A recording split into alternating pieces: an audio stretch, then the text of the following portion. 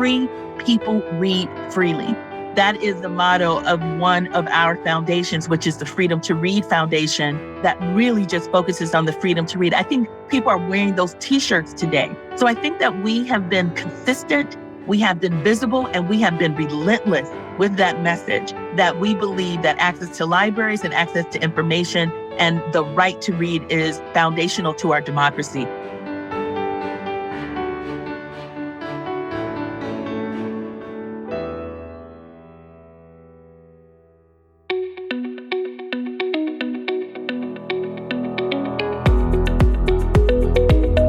This is Associations Thrive, the podcast celebrating successful associations and their leaders. I'm your host, Joanna Pineda, CEO and Chief Troublemaker at Matrix Group International. Listen in as top association executives tell all, revealing the creative and innovative ways they're increasing membership, generating revenue, nurturing engagement, and reimagining their organizations. By the way, if you've launched a new initiative, created new member services, or updated your governance structure and are seeing great results, I want to hear your story, and so do my listeners. I'd love to have you as a guest.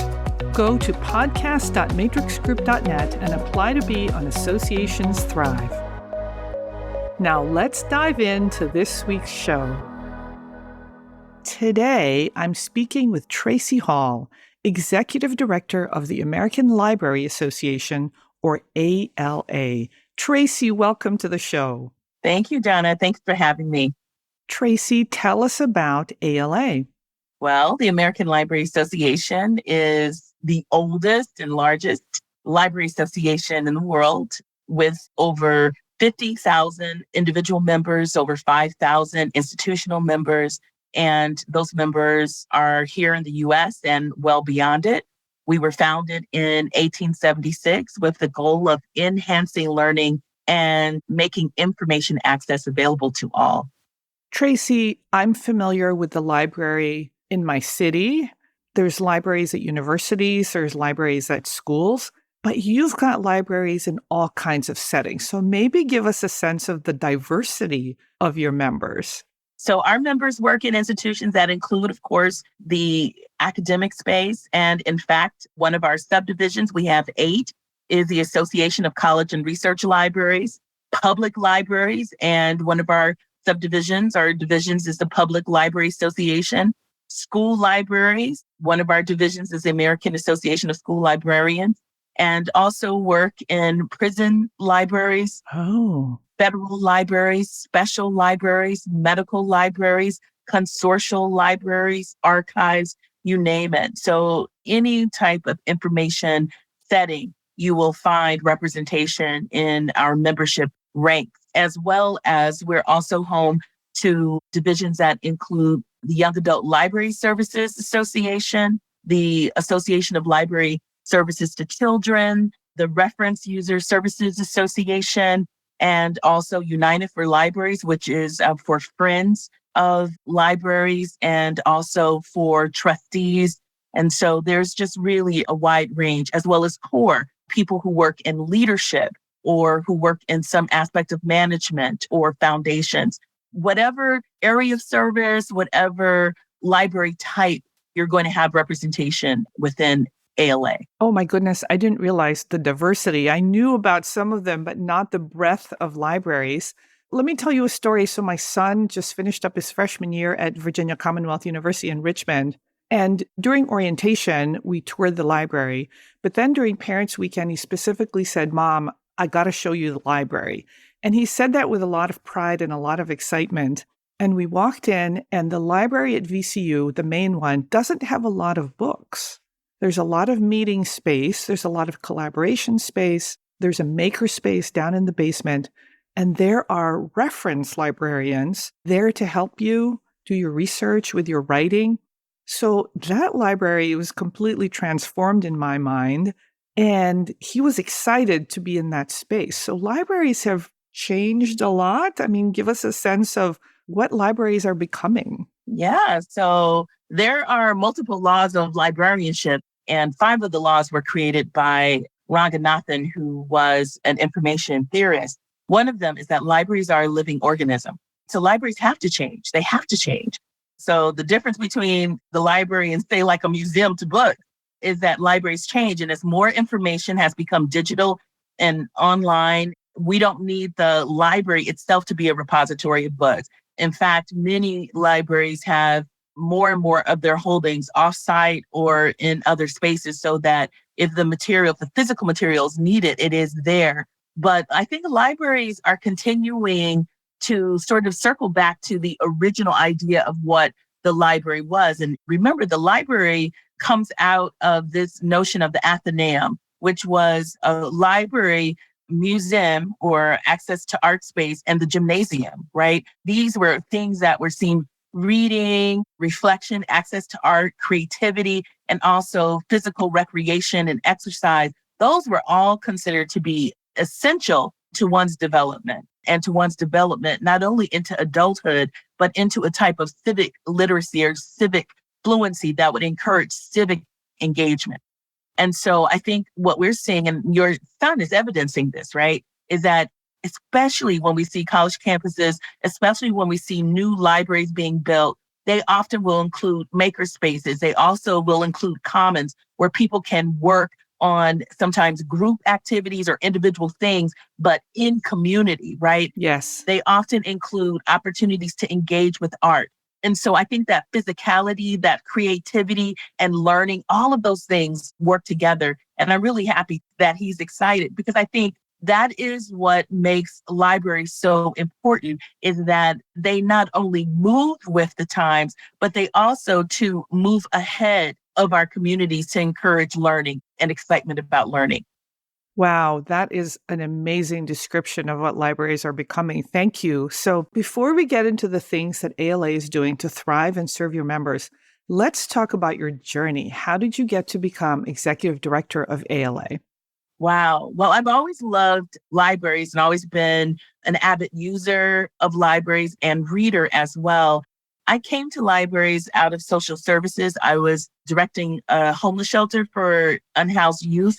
And I've been very interested in working with unhoused individuals really my entire life because my family experienced housing precarity. And also I grew up in Los Angeles. And so Skid Row and sort of its many satellite spaces across Southern LA, I grew up witnessing, watching, and knowing many people who were unhoused. And so that was always a major concern for me. But there was a through line that I started to see when I worked in unhoused services is that many people had very limited education and very limited reading ability. And that was something that compounded their homelessness. And I remember wanting to connect those who came to our shelter to the library because I knew the library had GED programs. I knew that they had programs that help people find jobs. And so that was something that when I started to see the library from the point of view of a service site, I really started to think a lot more about working in libraries. And that's sort of what led me to libraries. What led me to the American Library Association, which is the first and only association that I've ever worked in. And this is my second time around at ALA. What led me there is that when I became a librarian, went to library school, got my master's degree, when I became a librarian, across the libraries I was working in, I was always setting up outreach programs and programs around digital literacy, early programs on coding in Seattle when the internet still looked like Pong, right? So some of those programs were receiving awards. And I also was a recipient of a scholarship from the American Library Association. So when a position at ALA directing the Office for Diversity was available, I found people at ALA itself were recruiting me and saying that I should apply for the job. And when I did, that began my journey. So a few years ago, when the executive director at that time was getting ready to step down, I was contacted by a search firm that said your name is coming up for this position. And it was just a surprise for me because I'm not one who imagines myself in any role or position. If you were to ask me what my biggest dreams and aspirations are, it's rarely anything about career. It's more about service or things that I want to try to help. But I remember saying, no, I don't think I'm the right candidate. Although I'd had a really successful stint at ALA prior to going out to become assistant dean of a library school. But the second time they came, I found more and more members of the association were saying, you really should put your name in the hat. And the rest is history. I totally didn't expect that I would be in this role. But at the same time, I can think of no better time to do it than a time when we just been through the pandemic. And I started a couple of weeks before the pandemic, and the pandemic illustrated for us how reliant we all are on information systems and the internet for access to employment, access to education, access to public health. And then, of course, the rise in censorship. All of those things have really come to bear on libraries. For the activist in me, the person who is more called by the work and service that needs to be done or delivered, and sometimes high stakes, because I definitely have a part of my personality that I'm really drawn by. When the stakes are high, that's the time I'm really interested in being at the table. So it turned out to be a convergence of a lot of different things that brings me here. And I find myself really feeling like I'm in the right place at the right time. What an amazing story. First association and first ED job. Yes, absolutely. I've been number 2 in a lot of different settings because, of course, my career has also been outside of library. But there's nothing that can prepare you really for an ED role, especially in a big organization. Even if you are number 2, you never really know what that's like until you're in that seat. Let's talk about ALA. You talked about censorship, and censorship is all over the website. It's in your advocacy work. You just published the 13 most banned books. How do you navigate this landscape as an association? Because you probably have members on both sides of the aisle, and you're probably right smack in the discussions and the arguments and the fights. So how do you navigate that? Yeah, that's a really good question, right? Because nuance is always important. As a strategy, we have to resist the urge to just jump in without evidence, right? So what was really important for me, especially in terms of leading and really having to help design a strategy, knowing that this conversation is increasingly a divisive one, was really understanding what the association had experienced, encountered, and what the sort of conversation and debates had been before. So I was able to look in our archives and see what the association was doing during the height of the McCarthy era. Oh, Senator Joseph McCarthy and the Committee on American Activities, which was one of the first, in this case, state-sanctioned book ban campaigns and censorship campaigns in the country, and really one that tested our constitutional rights. And of course, Senator McCarthy would be responsible for banning and burning over 30,000 books, bringing authors to witness stands and putting them on trial, if you will, if you think of Langston Hughes and W.B. Du Bois, and of course, all of the books that were considered to be problematic at that time. Robin Hood, right? Because it talked about wealth hoarding, or books by Emerson Whitman, because it talked about a free mind. Thoreau's, a book on civil disobedience, which had become a primer for the early civil rights movement. And it's funny because you think about the kinds of books that were banned then, books on integration that say we shouldn't segregate, books that really promoted integration. All of those books were being challenged, and you see a parallel now, books that talked about diversity and sexual orientation. So I went back and I saw what ALA was doing at the time. And what ALA did, it actually held one of its first congresses on intellectual freedom. And at that Congress, which brought together librarians, but other stakeholders as well in the intellectual freedom movement, including the American Publishers Association, it reaffirmed and reinforced that intellectual freedom is at the very foundation of American librarianship, and that we can have no librarianship unless we all agree that people are free to read what they will. And there's another law of librarianship. It says every book its user, and every user its book. And so it just reaffirmed those things. So when I read that debate, I said, wait a minute, even in 51 through 53, in the height of the McCarthy era, ALA was meeting in New York and in California, hotbeds for censorship at that time, state-sanctioned censorship under McCarthy. And even then, when politics were not even at the level that they are now in terms of polemics and divisive necessarily, they were able to affirm that and to stand up for that.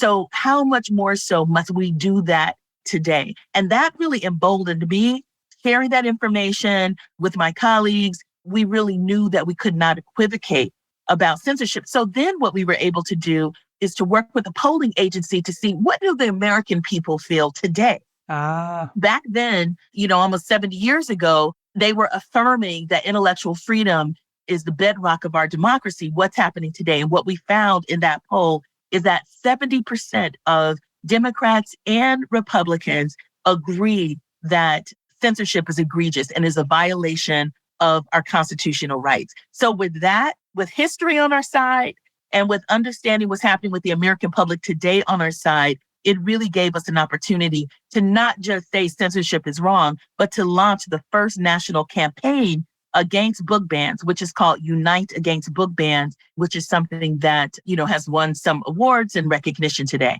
so let me ask you a question about that. You probably have some members who do believe that some books should be banned. How do you make room for that voice and that nuanced conversation? And I think this is an interesting question for associations, because you've got to welcome people with different opinions and you've got to give them a home. And otherwise, they create a separate organization and now we're even more divided. Yeah, definitely. When I say yeah, definitely, I would say yes. I think the court of public opinion is wide and varied, as it should be. I think the difference is that we're not talking about individuals. So we're not the American Individual Association. We're the American Library Association. And so what we are affirming is that libraries are in no place to ban books.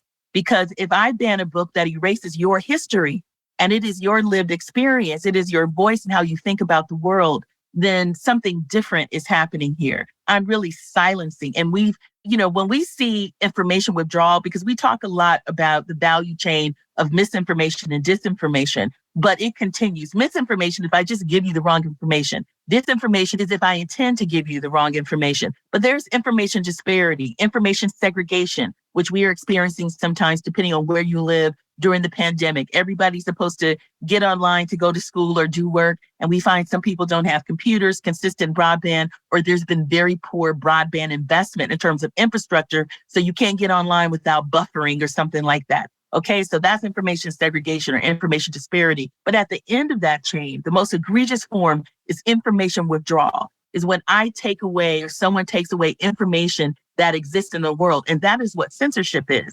And the thing that we have to understand is when that becomes state sanctioned, then that is really the prelude. It's a calling card of totalitarianism. So again, individuals have a right to feel the way that they do. But libraries, school libraries, public libraries, academic libraries are in no position to determine, we don't want to read your history. We don't want to read your lived experience. That is something altogether. And that really is extremism. So individuals can say, I don't like this book and I don't want to read it. And even I don't want my child to read it. But no one should be making that decision when it comes to an institution. Love it. That is too violent, Yeah. a form of information withdrawal.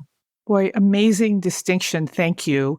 So President Biden recently made a statement about the work that you're doing and about censorship. So how do you, as an organization, work to get that kind of visibility? Because that's amazing. Yes, we are really, really grateful, first of all, that the White House is speaking out. It's important that the White House is speaking out at this time, especially the focus on censorship has really had a narrow focus on focusing on works about and by BIPOC writers, Black, Indigenous, people of color writers, and LGBTQIA writers. And then in some cases, women writers who might be writing about, women's autonomy or women's political access and those kinds of things. So how do you get a statement from the White House that references you? What kind of lobbying and public affairs effort is that? One is you have to be consistent. Number one, you have to be consistent. We're not new to this. We're true to this. Ah, okay. That's number one. I think two is that they say life hits a moving target. You have to be doing the work. I think our Unite Against Book Bans campaign, our, ALA is a home or the creator of Ban Books Week to raise awareness of the history of censorship and authors who are banned, who usually are the masterworks of literature. Yes. So, The Bluest Eye by Toni Morrison. I've talked about Thoreau, works by Sherman Alexie and Alice Walker, Ibram Kendi, many, many others. So thinking about that visibility. And then also, I think one of the things that we've done is to just continue to remind people that free people read freely. That is the motto of one of our foundations, which is the Freedom to Read Foundation, that really just focuses on the freedom to read. I think people are wearing those t-shirts today. So I think that we have been consistent, we have been visible, and we have been relentless with that message that we believe that access to libraries and access to information and the right to read is foundational to our democracy. And it's important that not only the White House hears that from us, but what we recognize is that the American public increasingly is understanding that and ALA's role in that stewardship. Yeah, and Tracie, I'll be sure to include in the show notes all the different microsites that you've created for these initiatives and the hashtags that you've created, obviously contributing to the visibility of ALA on this topic. Yes. So in addition to censorship and banned books, you've got other issues that you're working on, and one of them is DEI. So what's the DEI nuance here? How and why is it important for libraries?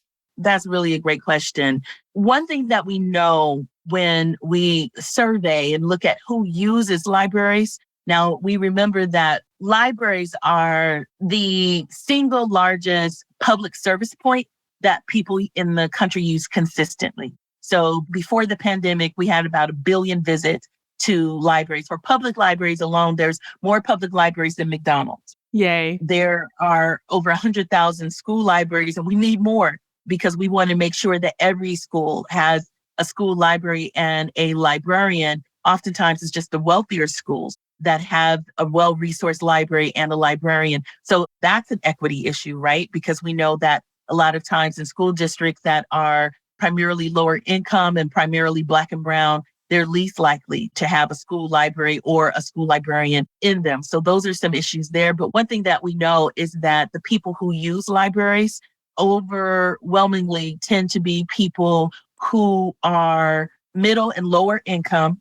And also we know that people of color tend to use the library with more frequency during the week because they're using it for a lot of different reasons. They might be going there for books, for programs. Their kids might be going there after school, but then they also might be going for ESOL classes, for a GED, for an adult literacy program or family literacy program, elder programs. And we know that today, the people who are coming into libraries in this increasingly digital age need some sort of digital navigation support where they really need intensive help in accessing something in a point of time, point of need, but that might be on a digital platform. So I think when it comes to diversity, equity, inclusion, libraries are just like right there. Everyone needs libraries for information 411. But the people who need libraries for information, what I call 911, like I have to have this information. This is the only place I can go to get it or to get help accessing it, tend to be people who have all of those layers of income diversity, age diversity, racial or ethno-linguistic diversity, et cetera. So, Tracie, it's clear that the people that the libraries serve are people of every stripe. Yes. What about the membership? Is it as diverse as it should be or could be? No, it isn't. And I think just like with K through 12 education, higher education, law, medicine, I could go on and on. The professions are not nearly as diverse as they should be. And I'm not even talking about representation. I'm talking about genius, because I've done a lot of my work in graduate school and, is really thinking a lot about genius and about to what degree do we really forfeit innovation when we don't have diversity in our ranks. And so the American Library Association recognizes that need, and actually in the late 90s, 1998, introduced a Spectrum program, which has turned out to be the largest workforce diversity program in the history of librarianship. And I am a beneficiary. I received one of those early scholarships. So I always think that in terms of return on impact, I try to use the platform of the executive director to talk about how important it is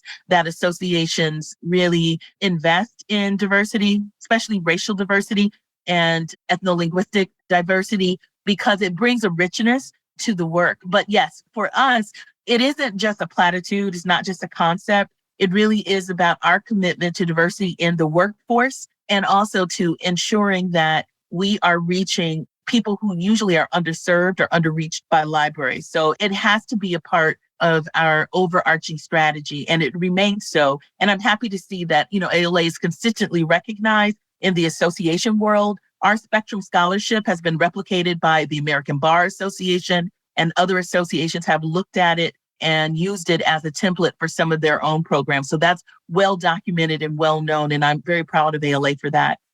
You've got related programs, it sounds like, focusing on adult literacy, and you say that broadband should be free. It sounds like this is all wrapped up in this notion that everyone should have access to education. Yes, that's our mission: access to education and access to information.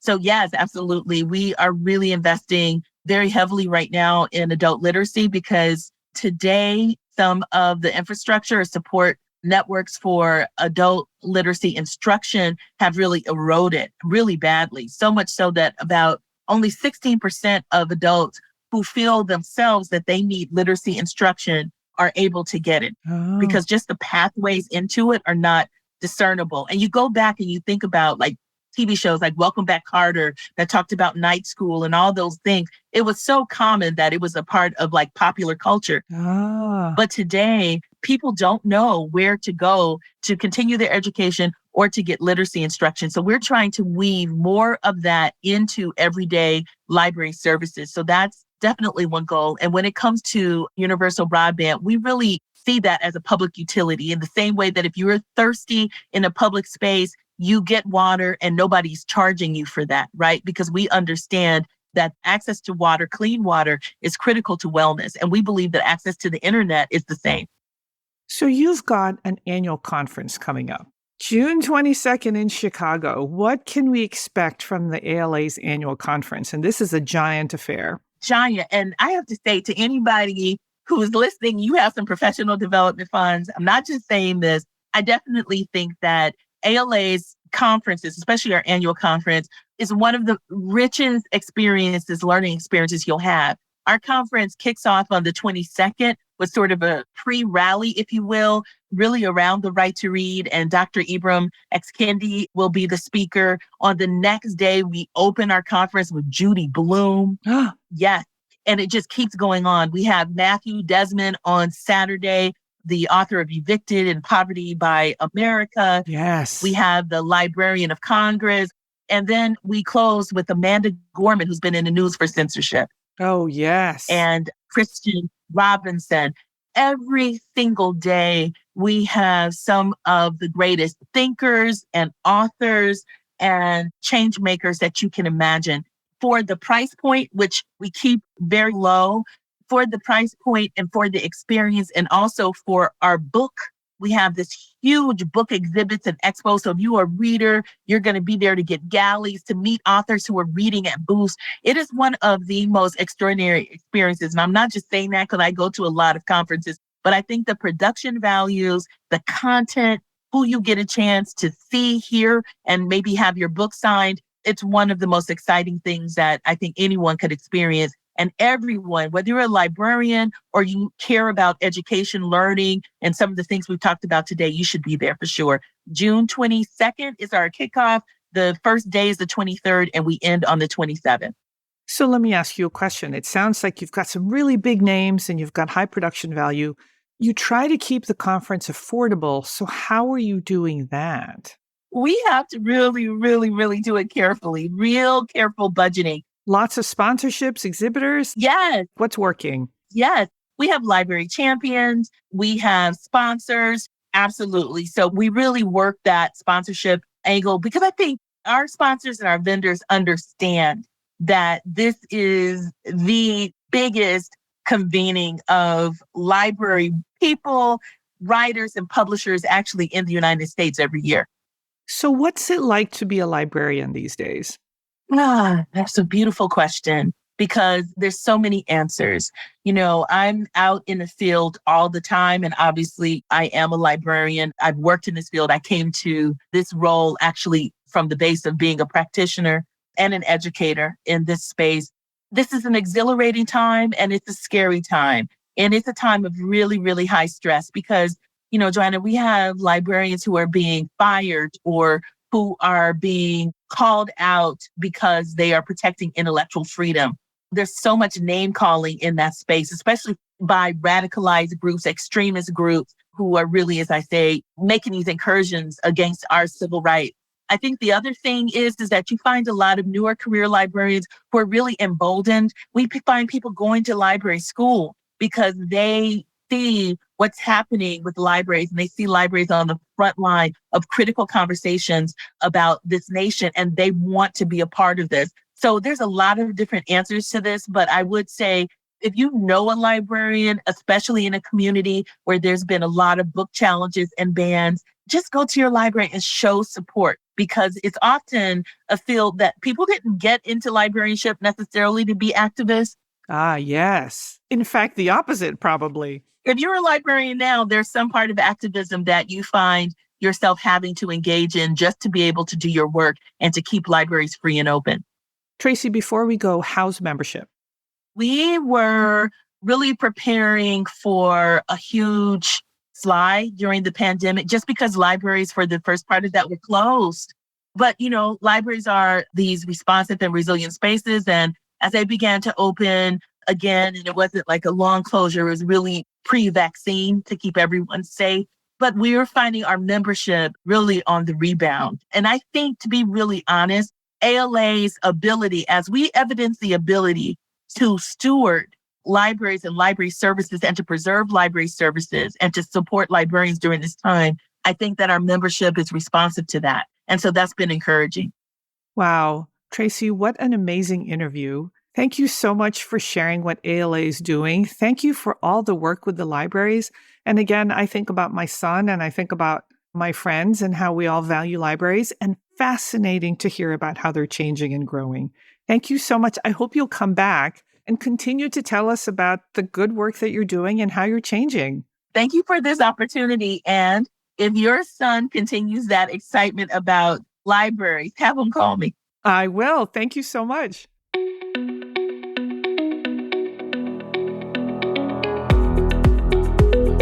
Thanks for listening to Associations Thrive. We're so glad to have you here. My personal mission and the mission of my company, Matrix Group International, is to help associations and nonprofits increase membership, generate revenue, and thrive in the digital space. I want to hear stories of how your organization is thriving in today's challenging landscape. Please apply to be on my show by going to podcast.matrixgroup.net. By the way, do you need help with a digital initiative? Maybe it's a website redesign, a new membership database, or a hybrid meeting that you're planning. I'd love to connect with you. Please visit the Matrix Group website at matrixgroup.net. Thanks again for listening to this week's episode of Associations Thrive. Don't forget to subscribe to the show, leave a 5-star rating, post a comment, and share it with your colleagues and friends. Bye!